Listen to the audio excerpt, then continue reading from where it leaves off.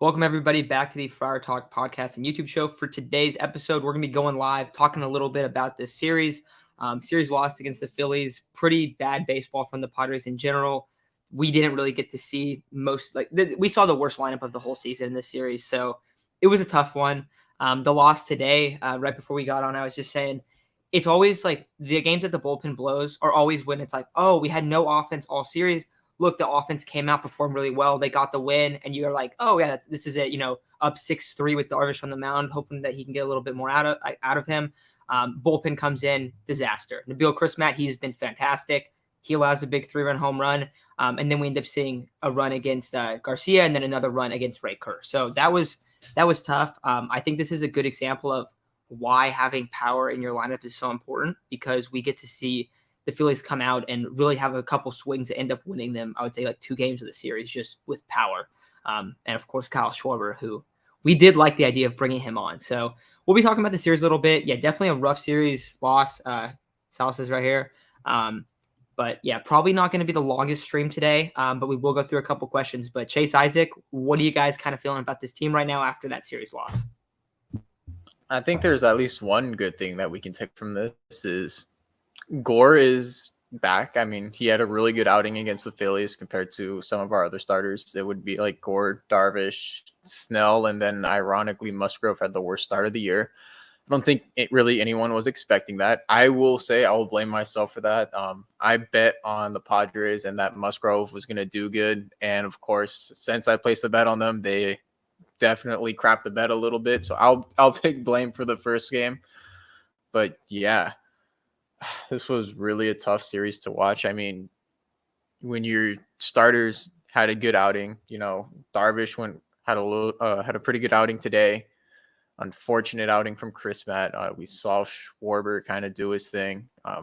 Really, it was just the difference in power. Our starting pitching did their job. You can argue Blake Snell blew the game yesterday in the 6th inning, but realistically, you can come back from 4 runs, but when you don't have the offense and you don't have power, it makes it so much harder to do anything.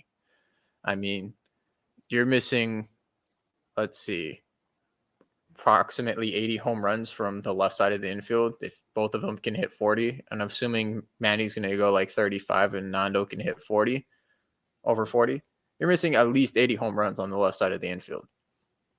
I mean, that's at least 80 runs right there, if not more, because realistically, they're going to be hitting with people in scoring position. So at least, the series was relatively close without our 2 stars. CJ Abrams came up and had a clutch hit today. He's starting to look like he's going to make better contact with the ball. Want to see his speed play on the bases a little bit more. But yeah, that's pretty much all I got for this series. I don't think there's anything big to take away. Musgrove had a tough start. Oh well, that stuff happens to even the best of the starters. Musgrove's going to be fine. Mackenzie Gore went out there through 5 innings, pitched, got Bryce Harper out twice with the bases loaded, ended up with no runs scored, which was really good to see. I just think it's still pretty concerning that his velocity is down, but Bob Melvin wrapped it up saying it was just a mechanical issue on why, and he's opening up on his front side, and that's why his velocity is down. So hopefully they're able to fix those mechanical issues. He could start pumping 96 plus again. Personally, I think they should skip his turn once in the rotation. I think he's starting to have some fatigue. He hasn't thrown this many innings in a while, if ever. So I kind of think it'd be good for him to skip 1 turn and then come back the following. I think we can afford to do that. Who started? Oh, Blake Snell. I understand why a lot of frustration goes towards Blake Snell. He had it looked good at first, and then he hit Bryce, and then everything went to shit. That's the worst that's the best I could put it. And as far as Bryce Harper goes, I thought I want to discuss Bryce Harper. It sucks. I feel bad. Bryce is one of my favorite players. He's awesome to watch. He was putting up another MVP type season, and it's a tough blow for the Phillies, but yeah, that's all I can really say about it. I really like him as a player, and it sucks that he's gone. But and then who pitched today? It was Darvish. Darvish had another good outing today. He pitched 6 innings, 3 runs, like not a typical, not like an elite Darvish outing. And unfortunately for the Padres, they couldn't afford to not have an elite Darvish outing, but like he looked good. I thought he looked fine today. It was unfortunate that Kyle Schwarber came up and hit that 3-run bomb. It was funny that Matt talked about how we wanted Kyle Schwarber. I think we all like Kyle Schwarber. I mean, sure, his average isn't there, but he has like an 827 OPS and like a 132 OPS plus. He's having himself another great year. And then the bullpen, you know, the bullpen had a .6 ERA up until today. The past 6 appearances they had a .6 ERA, and then today they folded. Unfortunately, Nabil Chrismat allowed his first couple runs in the past 18 games, I believe it was 17 games, something like that. And that's pretty much it, man. I think this series is just an anomaly. Every team's gonna lose their series, dude. Like, yes, it's a tough one to lose because they blew it today, but every team is gonna have those series that they lose. It was gonna be a tough one considering the Phillies actually are one of the hottest teams in baseball. So I mean, go figure. They're gonna lose or tie without Machado and Tatis. Yeah, we were talking about it, and I think, I don't know. I think I said 3-1. Isaac, I know you said 2-2. Chase, I think you said 3-1 too in the series. Like, we were thinking the Padres could have won the series. I will say, once the lineup came in on Thursday, I was like, okay, I changed my mind. I don't think we're gonna win this one. And that was even with Musgrove on the mound. I saw that and I was like, this is the worst lineup the Padres have thrown out this year. Now, of course, that's because there's injuries. And a lot of people kind of forget, like, you don't have Myers either. I know Myers isn't the most amazing player, but he's a starter on this team. So you start seeing that, a lot of these guys are not in the lineup. That's 3 of your starters. Also, Grisham doesn't start 3 of the 4 games this series because he's slumping and because he's been so bad offensively. So you're missing a lot of guys that you're expecting to have at this point in the season. That's 4. So that's tough. That's really, really tough. Then you have Cronenworth gets a rest day. Voit gets either 1 or 2, I forget. Hosmer has, he did all right. He was actually, in Thursday's game, he actually was having like the best game of his season. Like, it was ridiculous, all the scoops he had. But I don't know. I think it's a tough one. I think you look at this series and you just, it's one that you lose. One thing, Devin did bring up the Bryce Harper stuff. I mean, if you watch the whole video, like, Bryce Harper just is like upset because he gets hit in the hand. He gets hit, he gets upset, he kind of yells. It probably hurt really bad. And I think he's just annoyed. Snell's like, hey, bro, like, sorry. And then Snell kind of comes back and basically is like, sorry about this. Bryce is, we're cool. And that's basically the extent of it. So I don't think Bryce or him have any, like, bad blood or anything like that. Didn't feel like that at all. I think he just, he had some emotions because he got hit in the hand. So I don't really think there's like much to discuss about it. Like, I still like Bryce Harper. I think people also just don't like Bryce Harper. So, like, if he does something out of characteristic or like what some people don't, I guess, like, love, or like even like just kind of gets like upset, then they're going to kind of criticize him. And I feel like that's what happens a lot with him. We see that with all like star athletes too. But I don't know. I think this is a tough one. But Chase, how do you feel about the whole Bryce Harper thing? I think it was overinflated. I think Snell spoke on it yesterday. He goes, it got away from me. We talked, we're good. Everything's chill. Basically, y'all just keep bringing it up again. It's over. I mean, you've been on both ends. If you've played baseball and pitched, you've hit a batter, and if you've hit, you've been hit. You know what it's like. When you get hit, it's not the greatest feeling in the world. You're like, what the? I didn't want this to happen. Like, I wanted to hit. I don't want to get hit by the baseball. It's just, you get angry at it. It just happens. So I'm seeing in the comments that Grisham has been playing because he has a shoulder injury. So I was already going to bring him up because he hit 50 stolen bases. He was the first guy between the minors and majors to hit 50 stolen bases in this season. So what do you guys think about Esteury Ruiz? I've been calling, like, he needs to be up and starting in center field, but with Grisham hurt, what do you guys think? I don't know. Yeah, he's doing really good, but at the same time, I'm like, there might be a reason he's not up yet. I feel like we don't know enough to be like fully confident and all in on him being brought up. He's having himself a great year. He's doing fantastic. But I don't know. I feel like they might just keep him down there. I honestly feel like he might be trade bait. I really do. He's the 29th ranked prospect right now. He's performing astronomically good. I feel like teams are gonna buy in on that, and maybe they don't wanna hit, like, if he gets brought up to the bigs and he doesn't do good, might kill his value.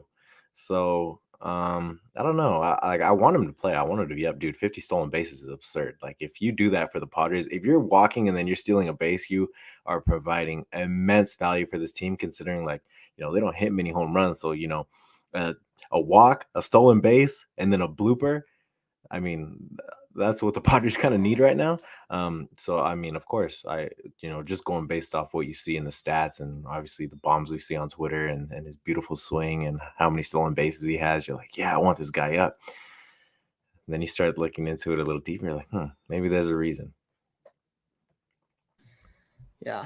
I do like the idea of bringing him up because you're gonna have to bring up someone if he hits the IL.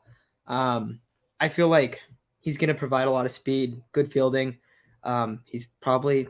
I hope he's gonna hit better than Grish. Like Grish has not been hitting well at all. Now Grish is still like gonna start there. I would expect when he would come back too. Maybe you send him down just to AAA, kind of like, hey, like let's work on some stuff. Let's do whatever, and you give Ruiz a little opportunity, but I don't expect like Ruiz to take the spot soon. We see like that they kind of use Azocar in that role a little bit. I think that you'd probably see Ruiz kind of step into that role and platoon with Azocar and then Mazzara in right and center. But then like him and Azocar in center, and then like they would both play if lefty's pitching. But I do think it's a good idea. And also like I don't think that he will be like the answer there necessarily. Like you're going to probably still need to go get an outfield bat. I still think that's what they're going to end up doing. But there is one comment I want to bring up really bad because this is extremely interesting. Anthony, average runs per game at home is 26 or would be 26 at 3.8. And on the road, it's 5.4, which would be first in all of the MLB. That is wild. This is such a good comment right here. That is insane. I wouldn't have thought that. Now, I do wonder what this will look like a little later in the year because it felt like early on in the season, the Padres had a lot of home games when it was pretty clear that the ball was super dead. And there's been improvements made there. And now you don't have Manny or Tatis lately on this like home stand. So like, and then you have these games where you go and you just destroy the Cubs on the road. But I do think a lot of it has to do with the park. I wonder what other teams like average runs are at our stadium compared to their, or like at our stadium compared to other home stadiums or, whatever, like the total like Petco compared to other ballparks. But that doesn't surprise me, I would say. It'll probably get better though. And I think it'll probably adjust a little bit, but first and 26, that is absolutely wild. But I don't know, anything guys want to talk about? I mean, anything other than the series would be great. Oh, did you guys see the brawl versus the Angels and the Mariners? Did you see what Jesse Winker did after it? Did you see the photo? That was crazy. Yeah, that was crazy. It was hilarious. That was funny. And then Raisel Iglesias throwing sunflower seeds. Absolutely hilarious. The whole time I was looking, I was like, yeah, Rendon with the left hand. Rendon with his little hand trying to punch with it. What was I going to say? There was another thing too. The whole time I was just looking, I was like, where's Shohei and where's Trout? I was like, are they okay? Shohei didn't want you. Yeah, Shohei like stayed off to the side. I wasn't expecting him. I didn't see Trout in it. He's like, yeah, I don't need to get hurt and then not get this contract extension. Not really worth it. That was a business decision right there. Yeah, bro. Steven Doan's like, all right, bro, I've been hurt for like 3 years on this team. I'm making so much money. I got to show why I'm worth it somehow. Yeah. Cobra says we need a bat. Yes, badly. Now we're getting 2 of them soon, right? That's the hope. It seems like Machado is gonna come back soon. We got to do like an episode a little bit on like Abrams, being patient on Abrams, and also kind of like at the same time, like, hey, Machado's coming back soon. This is a good little stint for Abrams. He had the big hit today. I wish that the Padres won because then the game would be like, hey, look, Abrams had the big hit that kind of won the game. And that's not the case because the bullpen struggled. But in any other day, like we'd be talking and praising Abrams so much right now. So I do think that a lot of people need to like calm down a lot of the Abrams slander. When is his birthday? Let's see.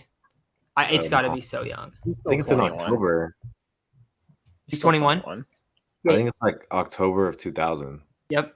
So he was turning 22, like playoff time, into the regular season. Yeah. Mm-hmm. So, and a lot of guys takes him a while. If anyone's like, oh, like a lot of guys don't start out struggling like this, great guy to go look at his numbers.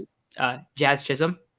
Oh, He's kind of similar, pretty small, right? Not a really big guy like Abrams, but very electric, also like CJ Abrams. First year he comes to the league, not many at-bats, but he was pretty atrocious. And then his second year, I think he had pretty bad offensive numbers, I want to say, He last did. year. Yeah, I so, remember I mean, watching him like, yeah, this kid is exciting to watch, but you looked at his overall numbers, it was like 228, like a 700 OPS. It just was numbers across the, but he was very electric. He was very entertaining, and he started to get posts on the MLB hyping him up, saying, you know, he's going to be the next big thing. And then come around this year, he's that guy. He's good, bro. He's really good. I mean, if there's any slander on him still, yeah, like it is essentially like CJ now that I really like you look at the numbers there. Neither of them played up to this point. I don't know how many games CJ's actually started, but like I estimate CJ is going to end the season playing like 30, 35 games maybe. Manny, I think will come back in that Dodger series, maybe even this series against the Diamondbacks. He'll be available off the bench, but yeah, I understand CJ doesn't look good, but he's really fast. He's a plus defender. I kind of think he has a case of the yips right now, but I think that'll subside soon. But it seems like everyone's concerns at the plate were like, yeah, I understand he's kind of like a guaranteed ground ball right now, but he came through in the big way today, and I think that was a huge step for him in his confidence. Yeah, he's not the solution this year. The way I thought he would be. I really did think he would be, but then you realize like. Same with a lot of these other prospects. COVID kind of hit home for these guys. Like whatever their ETA was should have been set back by another year. Now pertaining to CJ Abrams, on top of that, he broke his leg. I'm pretty sure he broke it in two different areas or broke two different bones, but he broke his leg. So that's another year of a setback. I think 2023 is his best bet now, and I think that's perfectly reasonable for him. I don't think any slander of CJ Abrams should be. I think it's nonsense right now. I think it's nonsense. He's still very young. He's only a month younger than I am, so I think we should just be patient with him. I think everyone can acknowledge we need to be patient with him. Yeah, absolutely. Also, thank you, Olivia, for the super sticker. Nice stuff there. What else do we got? We need a bat bad. I know we got to probably take off soon, but I do want to kind of echo the same. And I kind of was talking about CJ too, but I don't know. I think you guys are definitely right about like being patient with them. Gil says right here, Abrams has been rushed up through the minors, got moved from rookie ball to AA basically, there to the minors, and then back down to AAA. His tools are off the charts, patience. Yeah, and he's not filled out either. Like he's still pretty skinny. He's going to get a lot bigger. So I do think that's something there. Dodgers are losing. Yeah, Dodgers are banged up too. It's an exciting series coming up. I do think that we're going to see Machado back. I don't know if we'll do that. We'll probably do a Diamondbacks preview tomorrow, I'm guessing. But if not tomorrow, then we'll probably do that on Tuesday. But I do want to talk about Manny. I do want to talk about Abrams and do kind of a combo topic about like, hey, the production is coming back, but we don't need to freak out that CJ didn't bring it when he was up. Because we also were talking about like spring training, we thought that he definitely could have. But this past time, when we were talking about him coming up, we're like, look, the production has to come elsewhere. And you're kind of hoping that your pitching staff is going to be able to just absolutely carry you like they did early on in the year. And missing Machado hurts a lot. So they're in a fine spot. You swept the D-backs.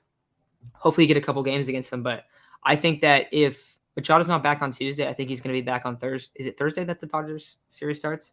It's a 4-game series, right? I want to say. Against the Diamondbacks? Or Diamondbacks is 2. But the Dodgers is 4 game, right? I'll check right now. We yeah, start on 4 games. Thursday, and yeah, it is. There's 4-game series. Yeah, it starts on Thursday. I think so, we do need to go into LA and sweep, though. I think this is the opportunity. Sweep. We need to sweep.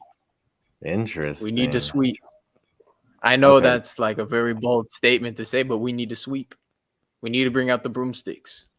So so what's the matchups looking like? It'll be Mania on Tuesday. I think they're going to rearrange it. I really do think they're going to rearrange it to where they're going to have Musgrove lined up for the first game on Thursday.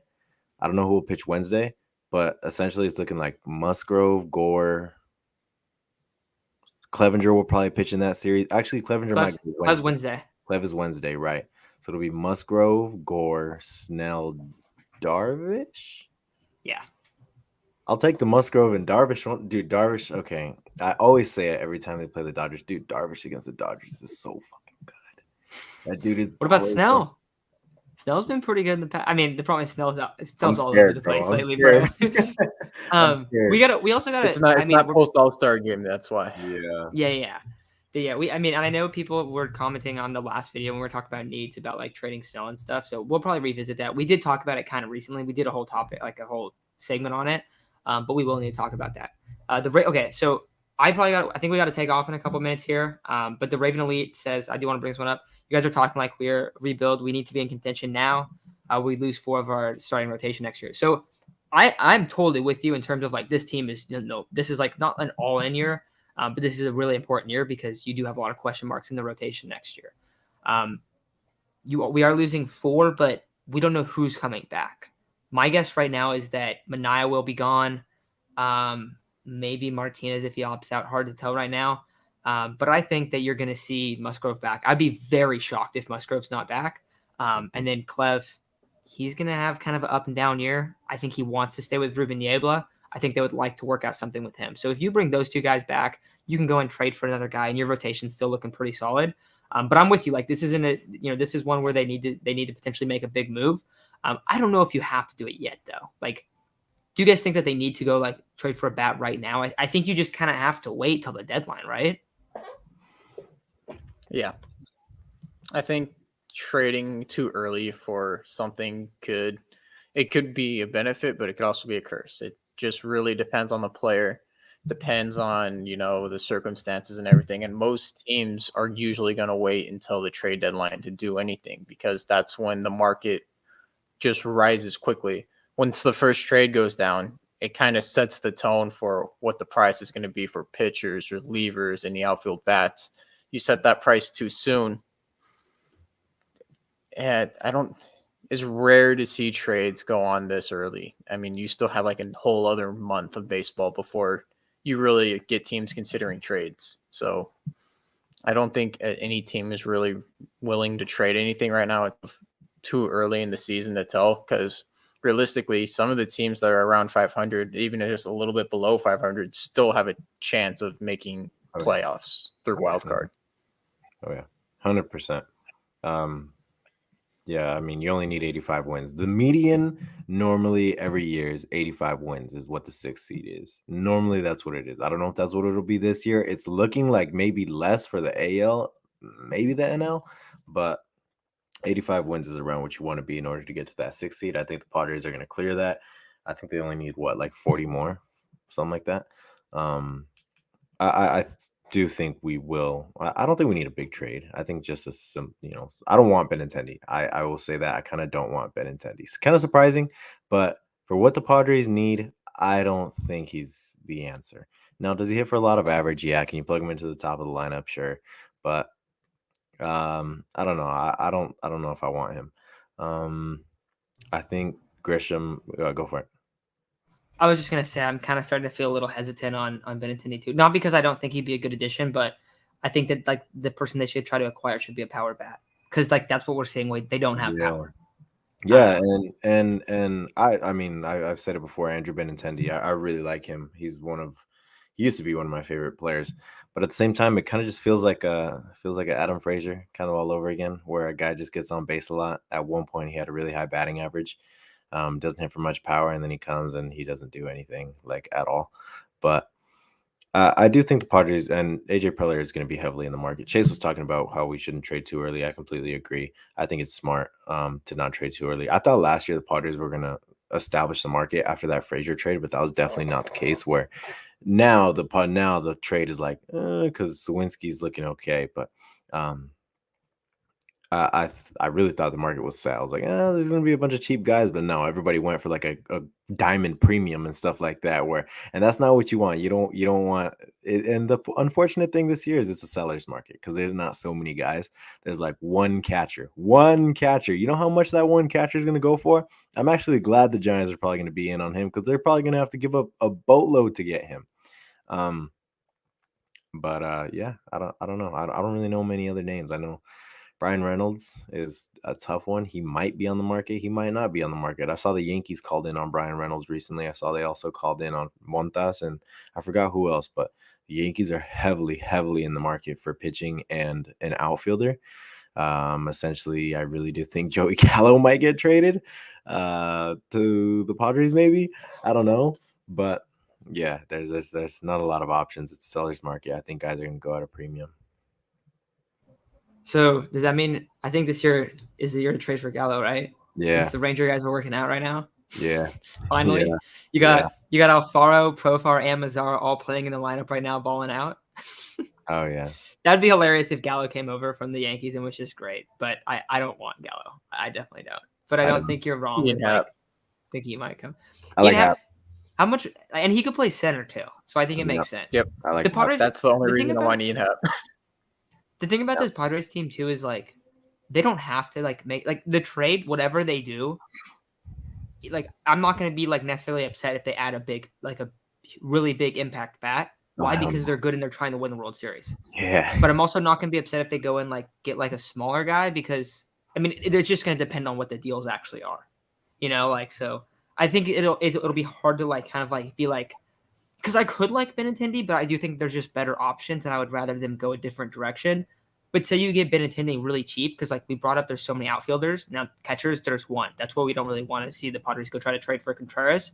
But outfielders, there's so many. So you could potentially go upgrade. You could get him and even someone else. Like we could like the trading could be so different. So I don't know. I do like Hap though. Hap playing center makes I think a ton of sense. He also has control next year too. Yeah, he plays center. He plays corner outfield. He has, I mean, I just looked up his stats. Dude has like an 850, 852 OPS, 8 home runs, which of course isn't too much, but his slugging percentage is 469. So probably a lot of doubles, 16 doubles, 2 triples. I mean, I think this is a really good bat for the Padres. I don't know what it would take to get him, but that is a really good bat for the Padres, Chase. You're right. And I mean, everybody likes Hap, right? Laureano is another guy. I know some of you guys like Laureano, but I think there's still a lot of outfield options. I think you can look to the Mariners as another team that will sell some outfield options, and maybe the outfield market won't be too inflated. Yeah. All right, guys. I think that's probably going to do it for today's episode. Sorry, not the longest live stream today. We'll be going live on Wednesday too, and then on Sunday as well. So hopefully Wednesday will be a little bit longer. I'm guessing. Let's see. I'm guessing the game is later. One sec. Pulling it up. Okay, so the game's at 12:40 Pacific time on Wednesday, so we'll probably do early afternoon or early evening, late afternoon kind of live stream then. I'm guessing like 5 probably, hopefully, if not a little bit before that. But I think it's going to do it for today's episode. So definitely not the best series, but it's going to happen. You look at who they're playing in these games. It sucks that you don't win with Musgrove and Darvish on the mound. That definitely sucks, but we also had a great start from Gore. So, I mean, his velocity was up and down, but like, we saw that sometimes even if he doesn't have all of his stuff that he could still go 5 scoreless. And I think that means a lot because he's only going to continue to get better.